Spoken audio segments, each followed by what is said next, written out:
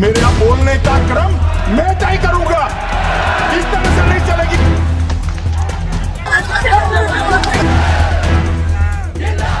শিক্ষামন্ত্রীর পদত্যাগে কি শেষ কথা, নাকি এবার খোদ মোদী সরকারের ভিত কাঁপতে শুরু করেছে? রাজপথের পর এবার কি ভারতের পার্লামেন্টেও উঠবে প্রতিবাদের ঝড়? নিট পরীক্ষার প্রশ্নপত্র ফাঁস কেলেঙ্কারি নিয়ে যে আগুনের সূত্রপাত হয়েছিল তা এখন আর কেবল শিক্ষামন্ত্রীর পদত্যাগের মধ্যেই সীমাবদ্ধ নেই। সেই আগুন এখন সরাসরি গিয়ে লাগছে ভারতের অত্যন্ত ক্ষমতাধর স্বরাষ্ট্রমন্ত্রী অমিত শাহ এবং খোদ প্রধানমন্ত্রী নরেন্দ্র মোদীর গায়ে।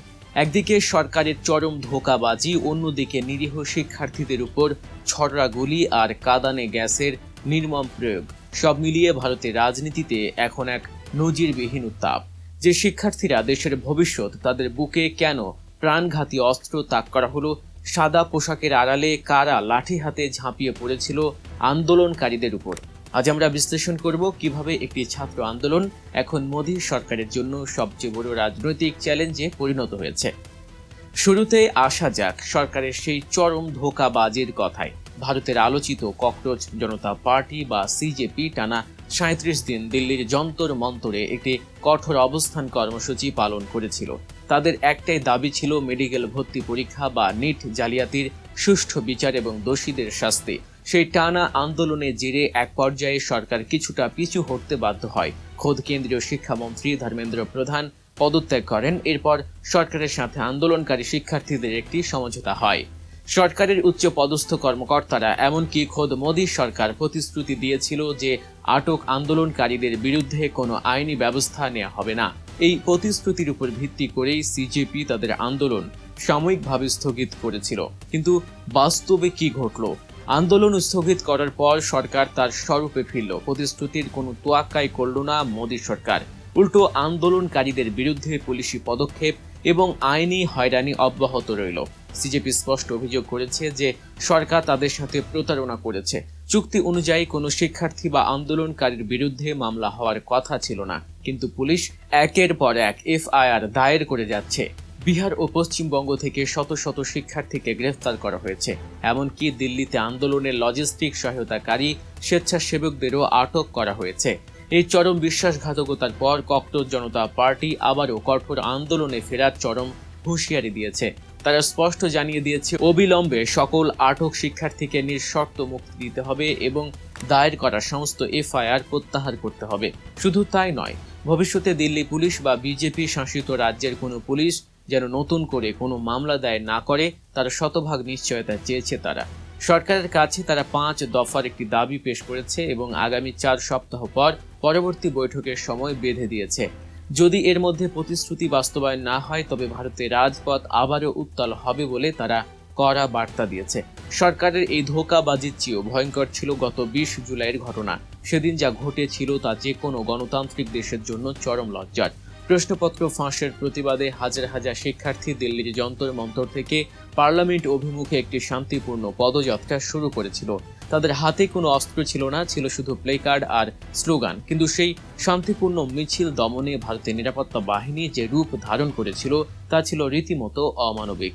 দিল্লির পুলিশ সরাসরি ভারতের স্বরাষ্ট্র মন্ত্রণালয়ের অধীনে কাজ করে, যার দায়িত্বে রয়েছেন অমিত শাহ। সেদিন পুলিশের আচরণ দেখে মনে হচ্ছিল তারা কোনো সন্ত্রাসী বা শক্ত দেশের বাহিনীর মোকাবিলা করছে। নিরীহ শিক্ষার্থীদের উপর নির্বিচারে কাঁদানে গ্যাস নিক্ষেপ করা হয়, চালানো হয় বেধড়ক লাঠিচার্জ। কিন্তু সবচেয়ে ভয়ঙ্কর বিষয় ছিল প্রাণঘাতী বেলেট গান বা ছড়রা গুলির ব্যবহার। ছড়রা গুলি সাধারণত চরম দাঙ্গা বা সন্ত্রাসী দমনে ব্যবহার করা হয়, কারণ এই গুলি মানুষের চোখ অন্ধ করে দিতে পারে, শরীরে মারাত্মক ক্ষত সৃষ্টি করতে পারে। সেই অস্ত্র ব্যবহার করা হলো দেশের মেধাবী শিক্ষার্থীদের উপর। এই ছড়রা গুলির আঘাতে 19 বছর বয়সী তরুণ শিক্ষার্থী সাহিল লোজাব মারাত্মকভাবে আহত হন। তার শরীরের ডান পাশে ছড়রা গুলি বিদ্ধ হয় এবং তিনি এক চোখ হারানোর ঝুঁকিতে পড়েন। শুধু সাধারণ শিক্ষার্থীরাই নন, এই বর্বরোচিত হামলা থেকে রেহাই পাননি দায়িত্ব পালনরত সাংবাদিক এবং নারী শিক্ষার্থীরাও। পুলিশের পাশাপাশি সাধারণ পোশাকে লাঠি হাতে একদল দুর্বৃত্তকেও সেদিন শিক্ষার্থীদের পেটাতে দেখা যায়। এই ভয়ঙ্কর পুলিশি তাণ্ডবের পর পুরো ভারতের রাজনীতিতে রীতিমতো ভূমিকম্প শুরু হয়েছে। প্রশ্ন উঠেছে, কার নির্দেশে শিক্ষার্থীদের উপর এই পেলেট গান চালানো হলো? আর এই প্রশ্নের তীর সরাসরি গিয়ে বিদ্ধ হচ্ছে স্বরাষ্ট্রমন্ত্রী অমিত শাহের দিকে। লোকসভার প্রধান বিরোধী দলনেতা রাহুল গান্ধী এই ইস্যুতে সরাসরি অমিত শাহকে চিঠি দিয়েছেন। তিনি অত্যন্ত কড়া ভাষায় এই বর্বরচিত হামলার জবাব দিয়ে চেয়েছেন। রাহুল গান্ধী তার চিঠিতে কয়েকটি গুরুত্বপূর্ণ প্রশ্ন তুলেছেন। প্রথমত, শান্তিপূর্ণ শিক্ষার্থীদের উপর ছড়া গুলি চালানোর নির্দেশ কি স্বরাষ্ট্রমন্ত্রী নিজে দিয়েছেন? দ্বিতীয়ত, রাজপথে সাধারণ পোশাকে লাঠি হাতে যারা ছাত্রদের পেটাচ্ছিল তারা আসলে কারা ছিল? তারা কি পুলিশের লোক নাকি সরকারি দলের কোনো ক্যাডার বাহিনী? রাহুল গান্ধী স্পষ্ট জানিয়ে দিয়েছেন, এই ঘটনার দায় কোনোভাবেই এড়াতে পারবেন না অমিত শাহ। তাকে এর জবাব দিতেই হবে। শিক্ষামন্ত্রীর বিদায়ের পর এখন বিরোধীদের মূল টার্গেট হয়ে দাঁড়িয়েছেন অমিত শাহ এবং নরেন্দ্র মোদী। রাজপথের এই ক্ষোভের আগুন এখন পার্লামেন্টের ভেতরেও ছড়িয়ে পড়েছে। রাজ্যসভার বিরোধী দলীয় নেতা মল্লিকার্জুন খার্গের কক্ষে কংগ্রেস, তৃণমূল কংগ্রেস, সিপিআইএম সহ ভারতের প্রধান বিরোধী দলগুলো এক জরুরি বৈঠকে মিলিত হয়। তারা সিদ্ধান্ত নিয়েছে পার্লামেন্টে তারা মোদী সরকারকে এক চুলও ছাড় দেবে না। বিরোধীরা পার্লামেন্টের রুল 267 এর অধীনে একটি মুলতবি প্রস্তাবের নোটিশ দিয়েছে। এই রুল 267 অত্যন্ত তাৎপর্যপূর্ণ। এর মানে হলো পার্লামেন্টে চলমান সমস্ত কার্যক্রম এবং পূর্ব নির্ধারিত আলোচনা স্থগিত রেখে শুধুমাত্র একটি নির্দিষ্ট জরুরি ইস্যুতে আলোচনা করতে হবে। বিরোধীদের দাবি একটাই, দিল্লিতে শিক্ষার্থীদের উপর পুলিশি নির্যাতন এবং পেলেট গান ব্যবহারের মতো প্রাণঘাতী অস্ত্রের প্রয়োগ নিয়ে এখনই পার্লামেন্টে আলোচনা করতে হবে এবং স্বরাষ্ট্রমন্ত্রীকে এর জবাব দিতে হবে। পরিস্থিতি এখন এমন এক পর্যায়ে পৌঁছেছে যে মোদী সরকার চারদিক থেকে প্রবল চাপের মুখে। একদিকে রাজপথে লাখো শিক্ষার্থীর ক্ষোভ, ককরোচ জনতা পার্টির আলটিমেটাম এবং আবার বড় আন্দোলনের হুমকি, অন্যদিকে পার্লামেন্টের ভেতরে বিরোধী জোটের সর্বাত্মক আক্রমণ। আগামী কয়েকদিনের মধ্যে পার্লামেন্টে দুটি অত্যন্ত গুরুত্বপূর্ণ সংশোধনী বিল ওঠার কথা থাকলেও বিরোধীদের এই কড়া অবস্থানের কারণে তা ভেস্তে যাওয়ার উপক্রম হয়েছে। প্রশ্নপত্র ফাঁস এবং শিক্ষা ব্যবস্থার চরম দুর্নীতির এই দায় মোদী সরকার কোনোভাবেই এড়াতে পারে না। তার উপর শিক্ষার্থীদের যৌক্তিক আন্দোলনকে পুলিশ দিয়ে পেলেট গান দিয়ে রক্তাক্ত করার এই ঘটনা সরকারের ভাবমূর্তিকে তলানিতে নিয়ে গেছে। বিরোধী দলগুলোর দাবি খুব স্পষ্ট, শুধুমাত্র একজন শিক্ষামন্ত্রীর পদত্যাগই যথেষ্ট নয়। প্রধানমন্ত্রী নরেন্দ্র মোদীকে প্রকাশ্যে জাতির সামনে ক্ষমা চাইতে হবে এবং স্বরাষ্ট্রমন্ত্রী অমিত শাহকে পার্লামেন্টে দাঁড়িয়ে এই পুলিশি বর্বরতার কৈফিয়ত দিতে হবে।